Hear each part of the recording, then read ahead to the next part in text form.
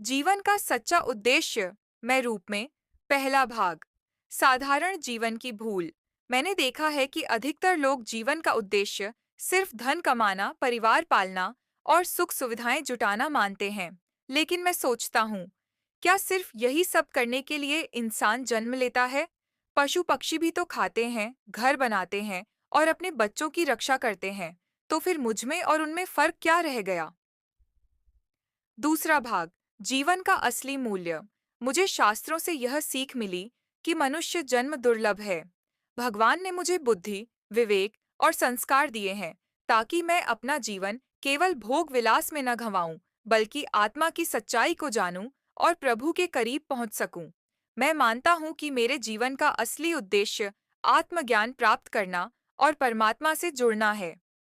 तीसरा भाग। सेवा और भक्ति का महत्व। मुझे एहसास हुआ है कि सच्चा सुख न तो धन में है, न पद में और न ही प्रसिद्धि में। सच्चा सुख तो तब है जब मैं भगवान का नाम जपता हूँ, जब मैं दूसरों की मदद करता हूँ, जब मेरे जीवन से किसी और का दुख कम होता है। सेवा और भक्ति ही मेरे जीवन को सार्थक बनाती है। चौथा भाग। संघर्ष और साधना। मेरे जीवन में भी संघर्ष आते हैं, लेकिन अब मैं समझ गया हूँ कि संघर्ष मुझे तोड़ने के लिए नहीं, बल्कि मुझे मजबूत बनाने के लिए आते हैं।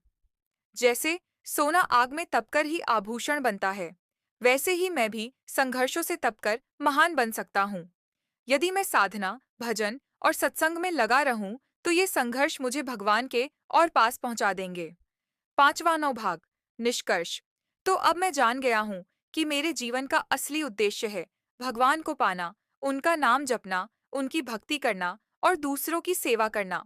धन संपत्ति, पद प्रतिष्ठा सब यहीं रह जाएंगे, लेकिन प्रभु का नाम और मेरे अच्छे कर्म मेरे साथ चलेंगे।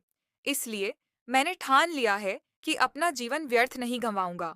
हर पल को प्रभु के नाम में, सेवा में और प्रेम में बिताऊंगा। यही है मेरे जीवन का सच्चा उद्देश्य। समापन पंक्ति।